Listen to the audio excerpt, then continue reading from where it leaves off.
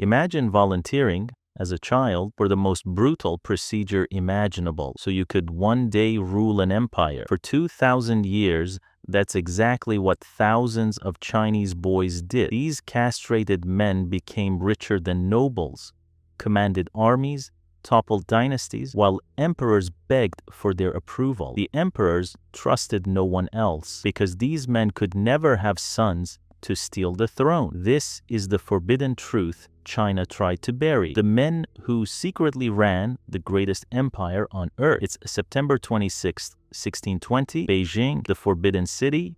Emperor Taichang of the Ming Dynasty has been on the throne for exactly 29 days. He's sweating through his robes. His hands won't stop shaking. His skin has turned the color of old parchment. The court physicians have been dismissed. Standing over the emperor's bed is a eunuch named Kui Wensheng, a castrated servant who cleans the imperial chambers. Kui holds out a small red pill. Your Majesty, this will restore your strength. The emperor swallows. Within 6 hours, the emperor of China is dead. No investigation, no arrest, because the man who just poisoned the Son of Heaven answers to someone even more powerful, the eunuch Wei Zhongxian. For 5 years, this castrated servant ruled 150 million people. This is where the story begins. But to understand how a castrated slave could kill an emperor in broad daylight and face no consequences, you have to go back over 2,000 years to a wooden chair, a desperate family, and a decision no child should ever have to make. The year is 140 BC, the Han Dynasty. In a poor farming village outside the capital Chang'an, a boy no older than 9 sits trembling in a wooden chair. His father stands behind him. His mother has not been told. A man known only as the knife handler steps forward. The family has already signed the imperial petition. The boy has been told he will work in the palace and send money home. He has been told this is an honor. The procedure that follows is one of the most brutal in human history. It is performed with no anesthesia and minimal medical care. The boy endures unimaginable pain. The risk of death from blood loss or infection is extreme. As many as 1 in 4 boys did not survive the first week. Those who lived faced a life they could never undo. They would never marry, never father children. They would be taken to the imperial capital, never to return home. By tradition, the removed tissue was preserved in a sealed jar so that, according to custom, the eunuch could one day be buried whole in the afterlife. Now comes the hardest part. The boy must walk for hours despite the pain. He cannot drink water for 3 days. Any swelling could be fatal. Why would any family allow this? The answer is simple and brutal: starvation. Imperial China had no welfare. A peasant family with too many sons faced a terrible choice: one fewer mouth to feed, and the faint hope that their boy might rise in the palace and lift the entire family out of poverty. During the Ming Dynasty alone, tens of thousands of boys underwent this procedure, hoping to enter the Forbidden City. Many were turned away at the gates. They had mutilated themselves for nothing. To understand how eunuchs seized power, you have to understand the architecture of Chinese imperial rule.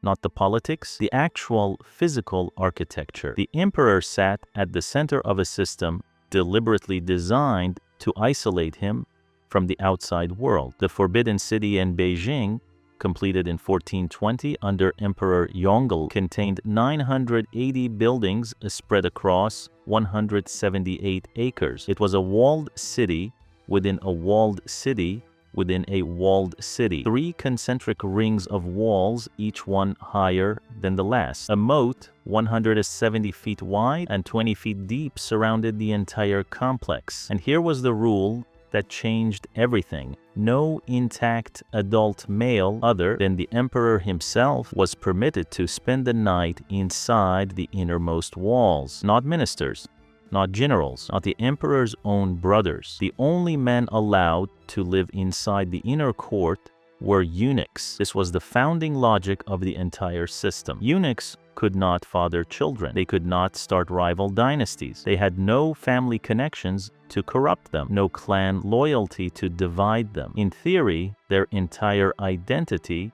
every ambition, every allegiance, was bound to a single person, the emperor who kept them fed. So eunuchs did everything. They dressed the emperor each morning, selected his meals, prepared his tea, delivered his messages to the outer court, and carried responses back. They managed his daily schedule, deciding which ministers could see him and for how long. They supervised the emperor's wives, concubines, and consorts, who sometimes numbered over 3,000 women living inside the palace at one time.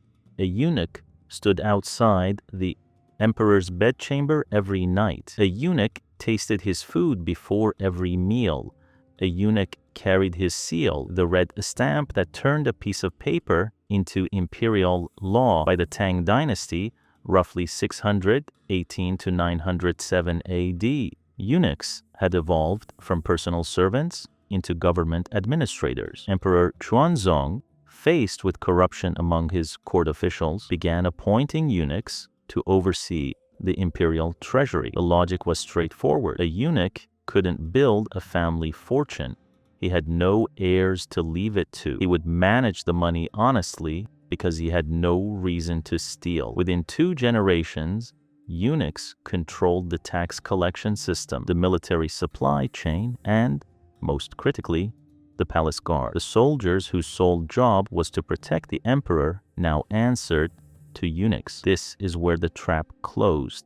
An emperor who wanted to issue a decree had to dictate it to a eunuch scribe. A minister who wanted an audience with the emperor had to bribe a eunuch doorkeeper for access. A general who needed funding for his army had to petition the eunuch-controlled treasury. A provincial governor who wanted to keep his job had to send gifts to the eunuch who managed court appointments. Every single corridor of power in the Chinese Empire ran through castrated men, and the emperors kept granting them more authority. Not because the emperors were foolish, because the emperors were terrified. The greatest threat to any Chinese emperor was never a Mongol horde or a peasant rebellion. It was his own family, his own court, his own ministers, his own brothers. In the first 400 years of unified Imperial China, more emperors died at the hands of relatives and court officials than from any external enemy. Poison, strangulation, palace coups. The eunuchs, men who could never sit on the throne, men who had nowhere to go if the emperor fell, were the only people a paranoid ruler could trust, or so every emperor believed, until the eunuchs started killing them too. The year is 189 AD. The Han Dynasty is dying. Inside the imperial palace at Luoyang, a group of 10 eunuchs, known as the 10 Attendants, effectively run the government. Emperor Ling makes no decisions without their approval. He has publicly referred to Zheng, the leader of the 10 Attendants, as his foster father. The emperor calls another eunuch, Zhao Zhong, his foster mother. These are not terms of affection. They are the statements of dependency. The 10 Attendants control every court appointment in the empire. They sell government positions to the highest bidder. A provincial governorship costs 10 million copper coins. They maintain private armies. Zheng has built a personal mansion with its own artificial lake, larger than the emperor's summer retreat. General He Jin, brother of the Empress Dowager and the most powerful military commander at court, watches this unfold. He sees the empire rotting. From the inside, he gathers 3,000 loyal soldiers and prepares to march into the palace, arrest the eunuchs, and restore military authority. He never makes it inside. The 10 Attendants learn of the plan 12 hours before He Jin mobilizes. They send a forged imperial summons bearing the emperor's personal seal, which they control, ordering He Jin to appear at the palace immediately, alone for an urgent consultation. He Jin walks through the northern palace gate at midday. He is unarmed. He expects to meet the emperor. The eunuchs are waiting in the corridor. They behead him before he can draw breath to call for help. His head is thrown over the palace wall to his troops. What follows is one of the bloodiest days in Chinese imperial history. He soldiers smash through the palace gates. They begin killing every eunuch they can find. The problem is that many eunuchs wore the same silk robes as regular court officials. The soldier solution is methodical and grotesque. They begin stripping men and checking for castration. Anyone without genitals is killed where he stands. In the chaos, hundreds of men, including some young, beardless court officials who are not eunuchs, are also slaughtered. By nightfall, over 2,000 eunuchs are dead. Bodies float in the palace moats. Blood runs down the marble steps of the ceremonial halls. The surviving 10 attendants grab the young Emperor Shao and his brother and drag them out of the palace as human shields. They flee north toward the Yellow River. Soldiers pursue them for 2 days. Cornered at the riverbank, the remaining eunuchs drown themselves rather than face capture. The Han Dynasty never recovers. Within 31 years, it fractures into the 3 kingdoms, the most famous civil war in Chinese history. The eunuchs are gone. The court is gutted.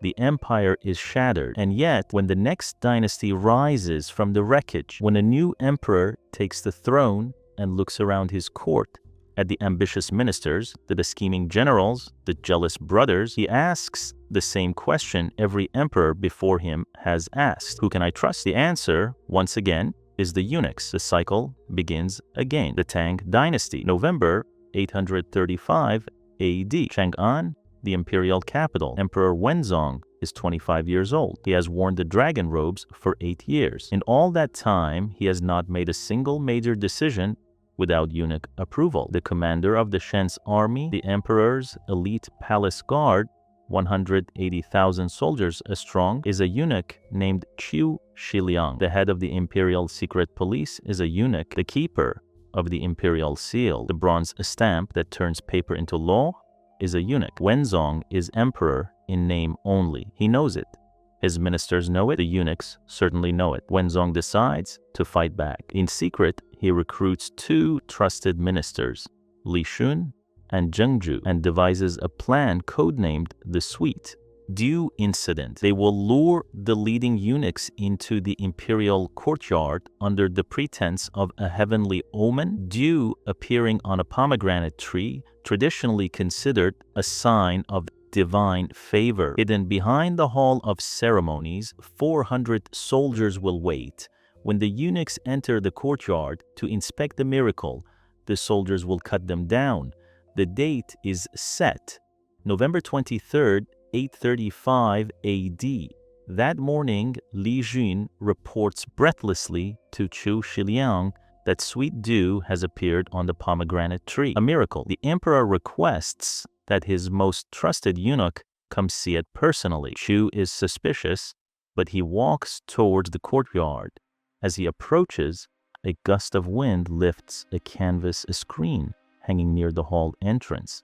Behind it, Qiu sees the glint of armor, drawn swords, hundreds of soldiers crouching in formation. He runs. The eunuch retaliation comes within the hour.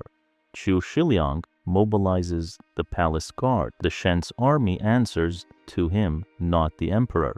Eunuch commanders seal every gate of the forbidden city. No one enters, no one leaves. Over the next 72 hours, the eunuchs hunt down and execute over 1,000 government officials, along with their families, their servants, and anyone connected to the conspiracy. Li Shun is found hiding in a drainage ditch. He's executed in the public square. Zheng is captured disguised as a peasant. He's executed beside his entire household. Emperor Wenzong is escorted back to his chambers by eunuch guards. He is not harmed, he is not dethroned, he is simply ignored. He remains a prisoner inside his own palace for the remaining 5 years of his life. He signs the documents the eunuchs place in front of him. He attends the ceremonies they arrange. He exercises no real power whatsoever. On his deathbed in 840 AD, Emperor Wenzong reportedly speaks his final recorded words. The Han emperors were hostages of their warlords.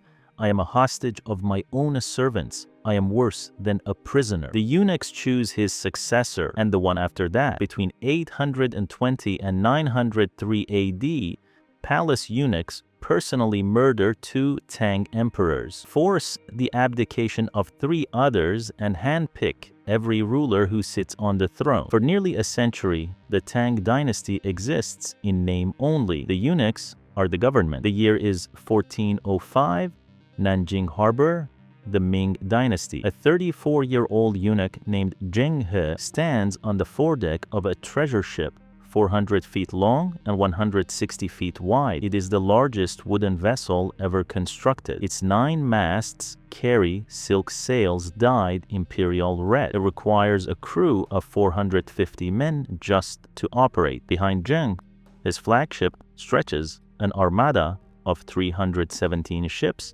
carrying 27,800 sailors, soldiers, translators, doctors, and astronomers. This is not a trading voyage. This is a floating empire. Zheng is about to lead the largest naval expedition in human history, larger than anything Europe will attempt for another 100 years. He's also a eunuch, captured at age 11 when Ming armies conquered his home province of Yunnan. He was castrated on the battlefield and sent to serve in the household of the future Emperor Yongle. This is eunuch power at its most extraordinary. Emperor Yongle chose Zheng for this mission precisely because he was a eunuch. Think about it from the emperor's perspective. Hand the world's largest fleet to a general, and that general might become a warlord. Give it to a nobleman, and he could use it to stage a coup. But a eunuch has no family to build a dynasty for, no heirs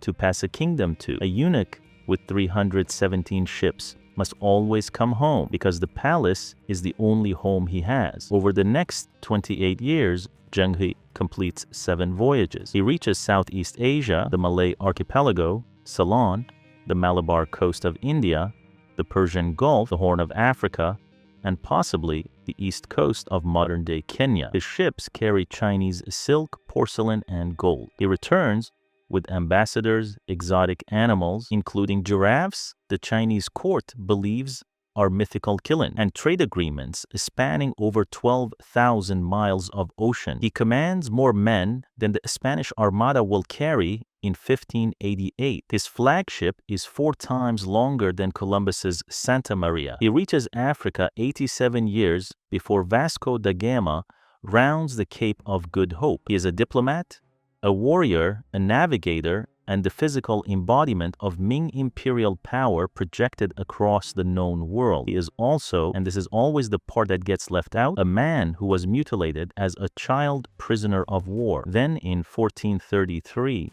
the voyages stop. A new emperor sits on the throne. The Confucian scholar officials, the eunuchs' eternal bureaucratic rivals, launch a coordinated campaign against the naval expeditions. The voyages are wasteful, they argue. They empower eunuchs at the expense of the scholar class. China should turn inward, not outward. The new emperor listens. The treasure fleet is decommissioned. The ships are broken apart or left to rot. Zheng, his meticulous navigation charts and expedition records are deliberately destroyed by court officials. Some historians believe they were burned. Within 1 generation, the most powerful navy the world has ever seen ceases to exist. China retreats behind its borders. The Indian Ocean, which Zheng once dominated, becomes the highway for Portuguese, Dutch, and British colonial empires. One of the great what-ifs of world history. What if the eunuch Admiral had been allowed to keep sailing? The scholars won that battle. But inside the Forbidden City, eunuch power was about to reach its terrifying peak. The year is 1624. Zhongxian, a former gambler who castrated himself as an adult, has risen to absolute power. He controls the Eastern Depot's secret police, sets tax policy, directs wars, and builds temples where people are forced to worship him as a living god. When a brave scholar submits a 24-count accusation against him, Wei has the man tortured to death over 3 days. He then purges hundreds of officials and destroys an entire reform movement. For 5 years, Wei rules China while the actual emperor builds furniture. When the emperor dies, the new ruler quickly strips Wei of power. Wei hangs himself before reaching trial. The damage is done. The Ming government is hollowed out. 17 years later, the last Ming emperor hangs himself as the dynasty collapses. The year is 1912. The Qing dynasty falls.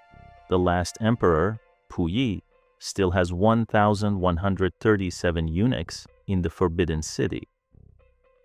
In 1923, he discovers they have been stealing treasures for years. When he orders an inventory, the eunuchs burn a major storehouse to destroy the evidence. Puyi expels all of them.